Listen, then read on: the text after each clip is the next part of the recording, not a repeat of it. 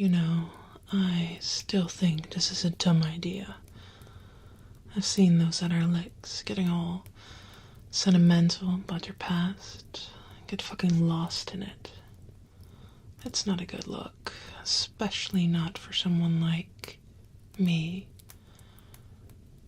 a Nosferatu. A Tory throwing herself on one of those fancy couches, wrought with loss about her life before might seem all artsy and dramatic, but like Cleopatra getting hung up over the fucking monster they see in the mirror? No, it just doesn't hold the same charm, you know? But a promise is a promise, I guess. As long as you don't breathe a word about this to anyone. And don't worry, I checked the place for bugs. If I'd found any, you would have been upside down in the sewer somewhere. Anyway, I didn't really have the most interesting heritage. The ones that spawned me were Dutch, so I guess I stayed close to home for all those years. Though I did luck out with my partly Italian blood. Just a couple drops more and I might have been one of those weirdo necrofuckers. No thanks. I prefer my type of monstrous. So yeah, I grew up in the 60s. Born Angelina Raneri. We weren't really well off or anything, but I suppose we did alright for the time period. Most people had been through the war in some way or another, so that always seemed to loom over everything. My father tried to shield me from most of the bullshit we had to deal with. I really don't want to get into all that stuff about my parents.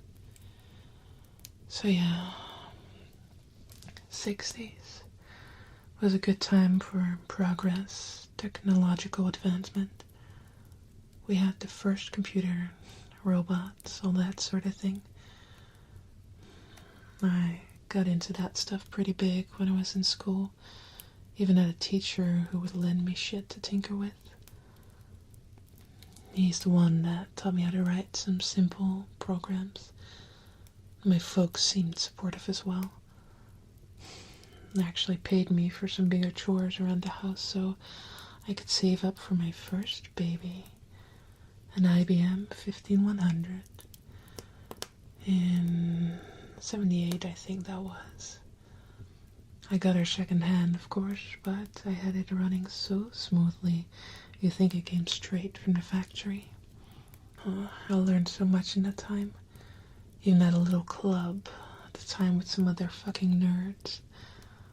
I was never really one for socializing, but being able to talk code and create some cool shit together was. I guess it was kind of like how most warrants are set up these days. Some ugly fucks squatting and sharing all these secrets and techniques we think the whole world envies us for. Fast forward a couple of years. The fucking internet. Oh boy. That opened a whole wide, dirty world for all of us. I was intrigued, of course. I'd spent all day finding obscure index pages just to see what I could find. Eventually, my parents got so fed up with me, I got a second phone line just to connect without having to miss any calls. Eventually, after high school, I figured I'd just get my own place while I attended college. It wasn't expensive back in the day. For a couple of dozen gulden, you could get a hole in a wall near campus pretty easily. They hadn't set up the Computer Science Institute in Leiden back then, but I was able to take some related courses with enough free time to keep learning on my own, which I did a lot. I was still always searching for backdoors into places online, got into degenerate stuff like anime, enjoyed the best entertainment the era had to offer, and even had a little fun with freaking in the late 80s, mainly with some of my Italian contacts, which is actually where I first heard of the now defunct ShrekNet. And once I had that little taste, I knew I had to find out more. So I did, like the dumbass I was. I actually gathered a little group around me to try and find anything I could on the term. It kept popping up in the strangest places, seemingly random at first. But as I got more and more obsessed with it, I started to see the patterns. By the time I got close, most of my buddies had dropped off. You see, anything to do with financing, politics, government, it's like this deeper layer of web had its marks all over it. To this day, I don't know if it was dumb luck, or if one door had been left slightly open just for me to find, but I was able to get in. I found myself in this obscure directory that had seriously fucked up files. A lot of it was code words that I didn't understand at the time, but I could definitely tell I really wasn't meant to find that shit. I couldn't even look at it for more than a couple hours before I locked it all down. Threw the drive in a microwave, the whole shebang. Tried to forget about it, but it wasn't long until they showed up. Still in my hole in the wall, rudely awakened by the ugliest sons of bitches you can imagine. I want to say I was shitting myself after what I'd seen, but, well, I was given a choice, at least. But how could I refuse a potentially unlimited existence, access to the wildest fucking tech I could imagine? I said hell fucking yeah right away. So, that's the story, right? Oh, you wanna know what happened after? Well, besides becoming a Nas voted most likely to rip your fucking throat out if you touch your hard drives,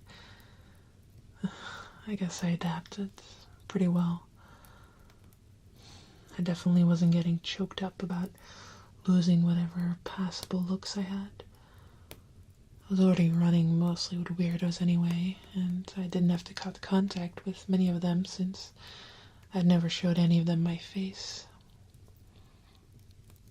And my family, well,